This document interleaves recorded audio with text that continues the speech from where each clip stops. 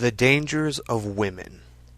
Good evening, everybody. I am the Psychological Cynic, the Cynic for short, and I've been meaning to make this video for some time now. No, I did not want to make a whole bunch of videos revolving around women. I swore to myself when I started making videos on this channel, I would leave that kind of stuff to the Barbarosas and the Stardusks and all the other MGTOW channels that are pretty much dedicated to talking about female psychology and its influence on men. But this video I have been meaning to make for years, and I'm going to take this opportunity to do it. First and foremost, almost every man's nightmare: false rape accusations.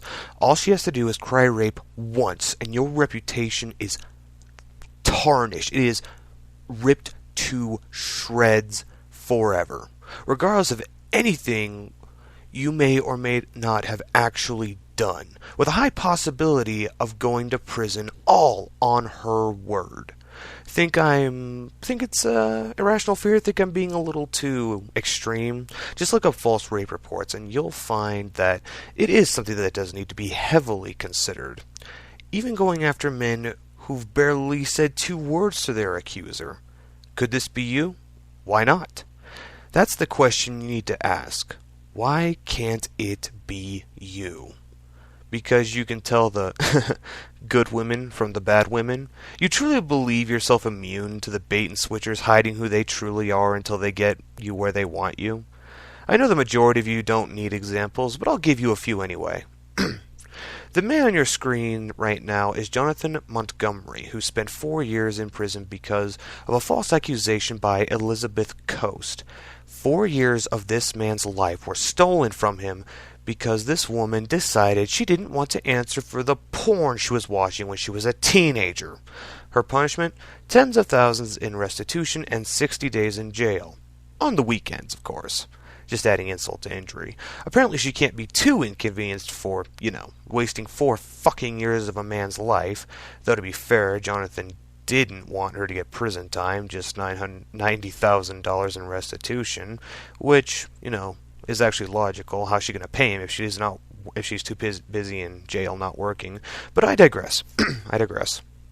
Could this be you?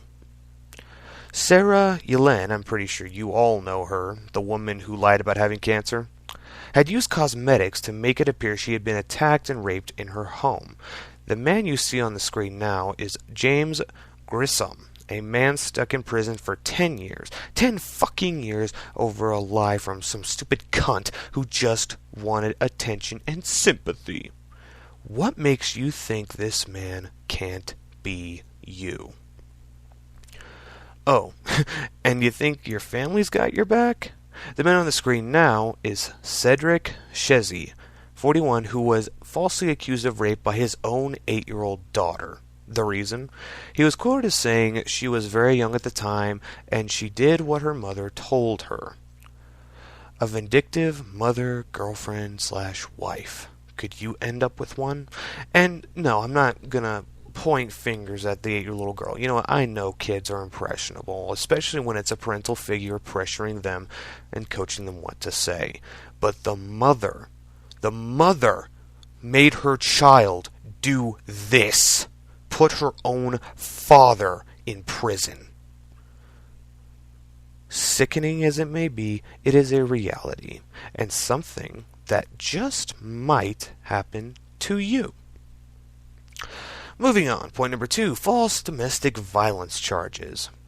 All she has to do is claim she has been assaulted by you to police, and you'll instantly be seen as the aggressor regardless of if you were the one who even called them for help.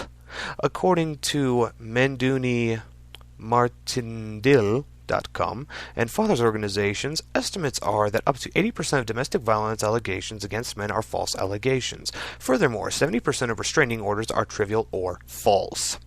Would you like to know what you could be subject to if you were subject to a restraining order or a domestic violence charge, false or real? Parental alienation syndrome. When someone is accused of domestic violence, she will often get no parenting time or supervised parenting time. These situations are cold and uninviting and send the message to children that daddy is dangerous. Anger management and treatment. The court usually requires a defendant to attend an anger management program, chemical dependency treatment, or other therapies. Restriction of civil liberties. Under the Brady Bill, a domestic violence perpetrator is not allowed to own or possess a firearm. So if you like your Second Amendment, that's gone. A severely ruined reputation among family, friends, co-workers, and the community as a whole. Yeah. You woman beater, you wife beater, and so on and so forth. A loss of job or a career derailed. Yeah, you know that thing that brings in money for you, that that stuff you need to pay bills. Yeah, that's kind of in danger too. A heavy financial burden.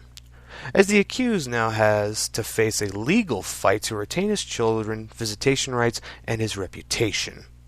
That kind of takes money, and a lot of it, if you've ever seen the court system here in the U.S. 3. Hormonal manipulations. Oxytocin and dopamine are two hellacious drugs in the mind. They impair judgment, increase desire for closeness, and reward bursts as part of the brain for doing what your body thinks is right, regardless of what your mind thinks or logic dictates. I should have said influence, but you get what I mean. For these factors in play, a woman only needs to manipulate and play her mind games until she has you saying those 3 special words that let her know you're wrapped around her pretty little finger. The left ring finger, to be exact. Or maybe just enough to make you a Captain Save-A-Ho or a White Knight should the need ever arise. After that, the fun shit tests and unreciprocated favors begin, with failure to pass said tests or complete said favors resulting in borderline cruel punishment, ranging but not limited to verbal put-downs, questioning of masculinity, sayings such as "if you really love me" or "be a man," and my personal favorite, withholding of affection. We've all seen the thirsty guys out there. We've all seen the simps. I'm not going to sit here and tell you that you're going to become a simp. But, well, oxytocin is a hell of a drug. So is dopamine. I've seen what I thought were typically strong and good men reduced to pitiful, whining, little sniveling children before me. I couldn't believe it.